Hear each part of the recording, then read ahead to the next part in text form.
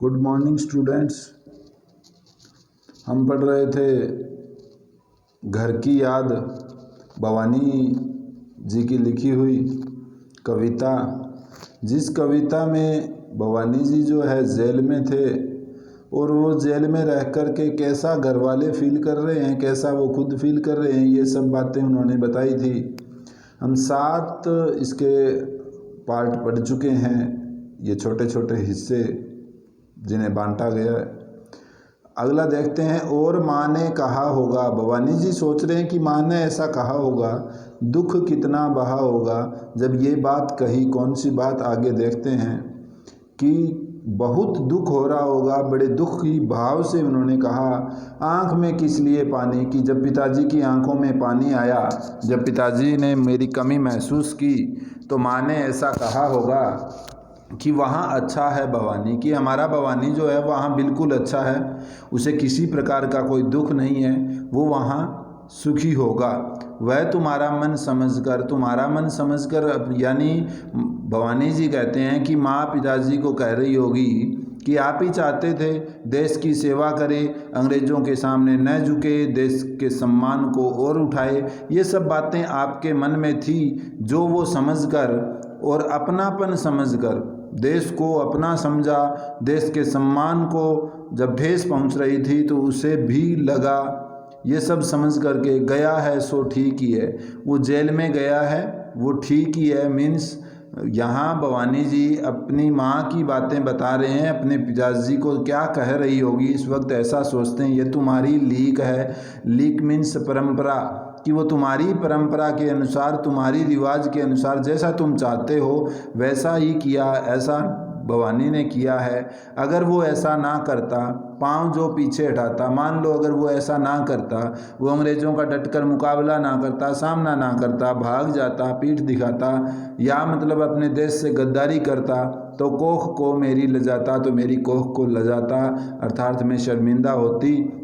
इस तरह हो न कच्चे। कच्चे होने का मतलब दुखी होने की ज़रूरत नहीं है। अगर आप इस तरह से कच्चे होगे तो आपको देख करके बच्चे रो पड़ेंगे। पिताजी ने कहा होगा इस बात पर, माँ की इस बात पर पिताजी ने कहा होगा, हाय कितना सहा होगा, कि वो कितना दुख सहन करके उसने कहा कि कहाँ मैं रोता कहाँ हूँ, मैं खोता कहाँ हूँ, धीर में खोता कहाँ हूँ, यानी मैं धैर्य कहाँ खो रहा हूँ, मैं कहाँ रो रहा हूँ। कहने का मतलब पिताजी कह रहे हैं कि मैं रो नहीं रहा, मैं धैर्य को नहीं खो रहा। ये सब बातें पिताजी ने माँ से वापस कही। अगली पंक्तियाँ देखते हैं।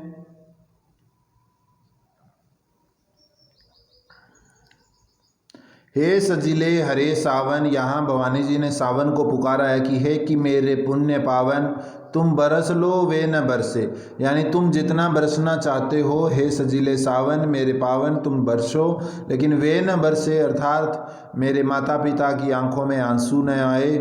पांचवें को वे न तरसे, वे पांचवें के लिए दुखी ना हो। मैं मज़े में हूँ सही है, घर नहीं हूँ बस यही है। उनको जा कर के तुम ये सावन के लिए बोला है, बादलों को संबोधित किया, प्रकृति को कहा कि वहाँ जाकर ऐसा मैसेज दो, ऐसा समाचार दो कि मैं यहाँ बिल्कुल सुख से रह रहा हूँ। सिर्फ इतनी सी बात है कि मैं घर नहीं हूँ, बाकी जो घर सुविधाएं होती है वो सारी सुविधाएं मुझे यहाँ हैं, किंतु यह बड़ा बस है, इसी बस में सब विरस है। यह बड़ा बस है। बस होने का मतलब यहाँ कोई जोर नहीं है, मैं घर नहीं हूँ, यह सबसे बड़ी मजबूरी है, और इस मजबूरी में सारे विरस है, अर्थात उदास है। इसमें सभी उदास है। सभी के उदासी का कारण है कि भवानी जी घर न होकर के वो घर से दूर है, जेल में है, वहाँ भी सुखी नहीं रह रहे, उन्हें जो है वहाँ यातनाएं मिल रही है। कोई पहरा रह भी जाए तो दोबारा से बता सकते हैं, आप समझ भी सकते हैं, किंतु उनसे यह न कहना, ये बात जा कर के उनसे कह नहीं देना है, उन्हें देते धीर रहना, उन्हें धैर्य बंधाते रहना है, उन्हें रियलिटी क्या है, वास्तविकता क्या है ये नहीं बताना है। उन्हें कहना लिख रहा हूँ, उन्हें कहना पढ़ रहा हूँ, काम करता हूँ कि कहना, नाम करता हूँ कि कहना, उन्हें ये बातें जा कर के कहना, मैं बहुत कुछ लिखता हूँ देश के लिए, जेल में रह कर के भी मैं देश के लिए, देश की प्रगति के लिए लिख रहा हूँ।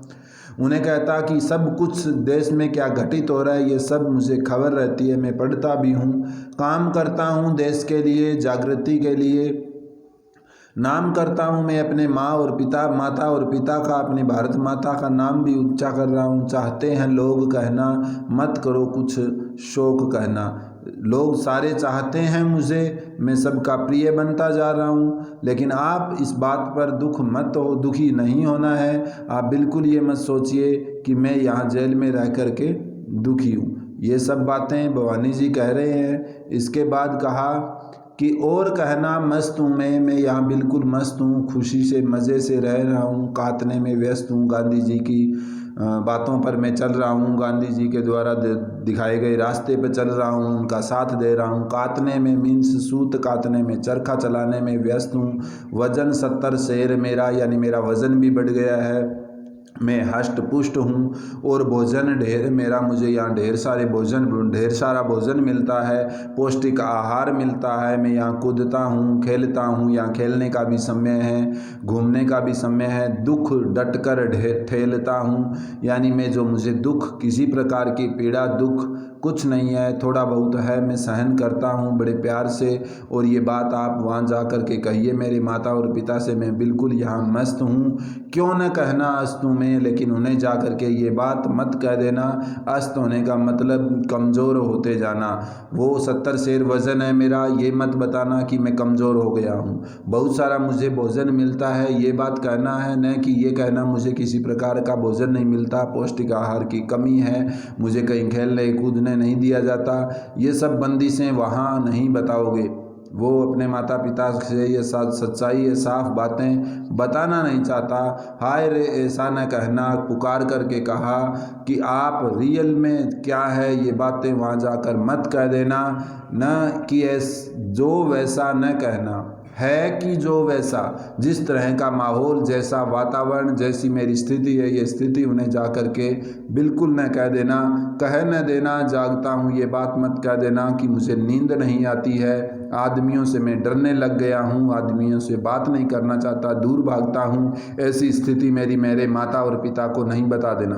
कहने देना मौन हूँ मैं बोलता नहीं हूँ, ना बोलना चाहता, इस तरह से मैं उदास रहता हूँ, ये बात मत बता देना। खुद ना समझूं कौन हूँ मैं अपने आप का अस्तित्व ही भूलता जा रहा हूँ, ये बात मेरे माँ बाप को नहीं बताना है। देखना कुछ बक न देना, बक देने का मतलब कोई बकवास, कोई भी मेरी सच्चाई अपने माँ बाप को मत बता देना। इसका कारण ये है माँ बाप को न बताने का, या माँ बाप से छिपाने का कारण नहीं है। माँ बाप को सच्चाई का पता चलने के बाद मेरे माँ और बाप जीते जी मर जाएंगे, वो बहुत अधिक दुखी हो जाएंगे। माँ बाप को दुख ना हो इस बात के लिए ये बातें छिपाई जा रही है, वरना कोई भी अपने माँ बाप से अगर कोई बात छिपाता है तो ये वो पाप का भागीदार होता है, न कि वो सराहनीय बात है। उन्हें कोई शक न देना, उन्हें कोई शक न हो जाए। हे सजीले हरे सावन, हे कि मेरे पुण्य पावन, तुम बरस लो वे न बरसे, पांचवें को वे न तरसे।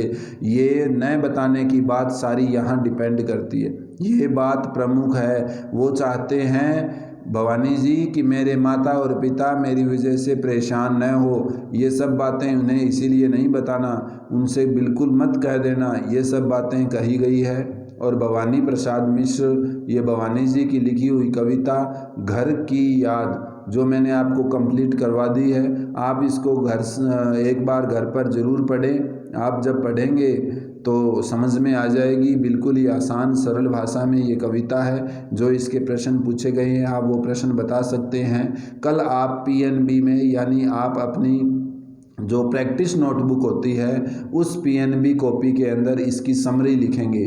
PNB में पूरी की पूरी कविता की एक एक लाइन की हिंदी व्याख्या आप लिख करके ज़रूर शो करेंगे, दिखाएंगे कि इसका सारांश क्या है, पूरी कविता की समरी क्या है। धन्यवाद।